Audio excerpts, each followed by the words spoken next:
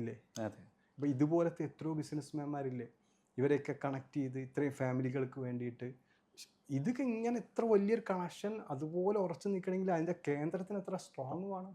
അതെ, ഒരു വലിയൊരു സംഭവമല്ലേ. നമ്മൾക്കറിയാമല്ലോ, നമ്മൾ ഒരു ദിവസം ശ്രദ്ധിച്ചില്ലെങ്കിൽ അപ്പുറത്ത് കുറച്ച് ദൂരം, ഇപ്പോൾ ഇവിടെ ഇരിക്കുകയാണെങ്കിൽ എൻ്റെ ദുബായിലെ ഷോപ്പ് വീക്കായിക്കൊണ്ടിരിക്കുകയാണ്. എൻ്റെ ഒരു ശ്രദ്ധ കുറയുമ്പോൾ കുറച്ച് അപ്പുറത്ത് ഉമ്മുൽക്കോയിലെ ഷോപ്പ് വീക്കാവുന്നു. ഞാൻ അജ്മാനിലിരുന്നാൽ ഇവിടെ തൊട്ടടുത്തുള്ളത് മാത്രം കുറച്ച് അപ്പുറത്തേക്ക് പോകുമ്പോൾ വീക്കാവുന്നു. അപ്പോൾ അവരുടെ സ്ട്രോങ് എങ്ങനെ ഉണ്ടായിരിക്കും? അവരല്ലേ വലുത്. അതെ, കാരണം ദൈവത്തിൻ്റെ ഒരു പ്രതിനിധി ആയിക്കൊണ്ടല്ലേ ഈ ആളുകൾക്കിടയിൽ അവർ ജീവിച്ചുകൊണ്ടിരിക്കുന്നത്. തീർച്ചയായിട്ടും. അല്ലാതെ ഇതെല്ലാം വേണ്ടാർന്ന ഒരു കാട്ടിനകത്തേക്ക് പോയി ആരുടെയും ഒരു ശല്യവും ചെയ്യാതെ വെറും ഒരു ദൈവിക ആരാധനയിൽ ജീവിക്കുന്ന അവരാണോ ഇവരാണോ? ഞാനിത് പറയുന്നത് ഇതിനെ ചെറുതാക്കാനോ അതിനെ വലുതാക്കാനോ വേണ്ടിയിട്ടല്ല. നമ്മുടെ ജീവിതം മറ്റൊരാൾക്ക് തണലാവണം, മറ്റൊരാൾക്ക് തണലാവണം, ഒരുപാട് പേർക്ക് തണലാവണം. എത്ര പേർക്ക് ഈ മരം വലുതാകുമ്പോൾ തണൽ കൂടുന്നു, അതാണ് ഈ ജീവിതത്തിൻ്റെ ഒരു അർത്ഥം.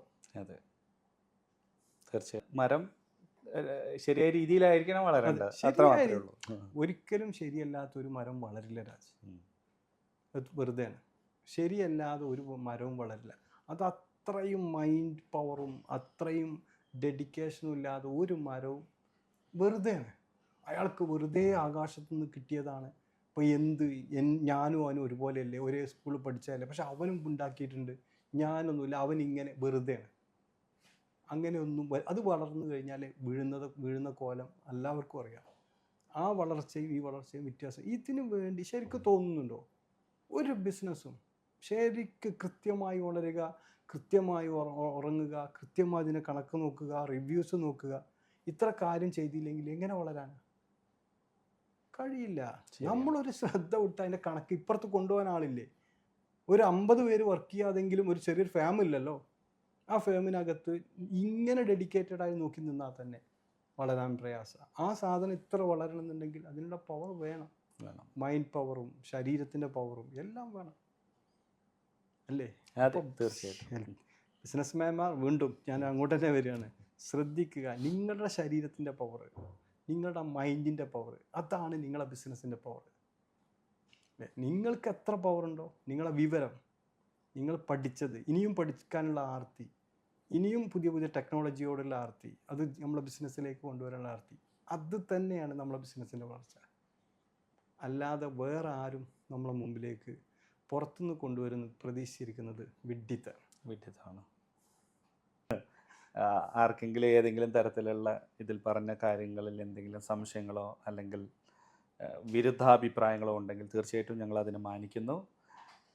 നിങ്ങളത് ഷെയർ ചെയ്യുക. ഷെയർ ചെയ്യുമ്പോഴാണ് ഞങ്ങളും കൂടുതൽ പഠിക്കുന്നത്. ഒരുപക്ഷെ ഞങ്ങളുടെ കാഴ്ചയിലും കാഴ്ചപ്പാടിലും പെടാത്ത ഒരുപാട് കാര്യങ്ങളും അനുഭവങ്ങളും സാഹചര്യങ്ങളും ഒരുപക്ഷെ മുന്നിൽ കണ്ടായിരിക്കും നിങ്ങളത് ഷെയർ ചെയ്യുന്നത്.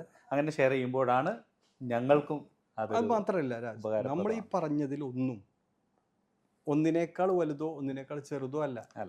ഇപ്പം നമ്മൾ നേരത്തെ ഒരു ഉദാഹരണം എടുത്തല്ലോ, തീർച്ചയായിട്ടും 0.0 ഒന്നും ഞാനിത് ചെറുതാന്നല്ലേ പറഞ്ഞേ, മറ്റത് വലുതാണെന്നല്ല പറയുന്നത്.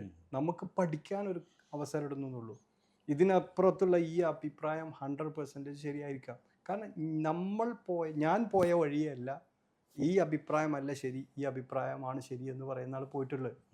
അതുകൊണ്ടാണ് അദ്ദേഹം അങ്ങനെ ഒരു അഭിപ്രായം പറയുന്നത്. അതുകൊണ്ട് എൻ്റെ അഭിപ്രായം പോലെ തന്നെ അതിനെത്ര വാല്യൂ കൽപ്പിക്കുന്നോ അതിന് അതേ വാല്യൂ തന്നെ നമ്മൾ എന്ത് ചെയ്യുന്നുണ്ട്, ഈ ഒരു അഭിപ്രായത്തിനും കൊടുക്കുന്നുണ്ട്. അപ്പോൾ അതാണ് നമ്മളെ സ്മൈൽ ടോക്സിൽ സംസാരിച്ചുകൊണ്ടിരിക്കുന്നത്. എന്ത് പറഞ്ഞാലും അതിന് അവരുടെ യാത്രയിലും അദ്ദേഹത്തിൻ്റെ പഠനത്തിലും അദ്ദേഹത്തിൻ്റെ അനുഭവത്തിലുമൊക്കെ വ്യത്യാസമുണ്ട് എന്നതുകൊണ്ട് തന്നെ അതിനെ നമ്മൾ അംഗീകരിക്കുന്നുണ്ട്, സ്വാഗതം ചെയ്യുന്നു. സ്വാഗതം ചെയ്യുന്നു. Okay, smile talks. ബൈ.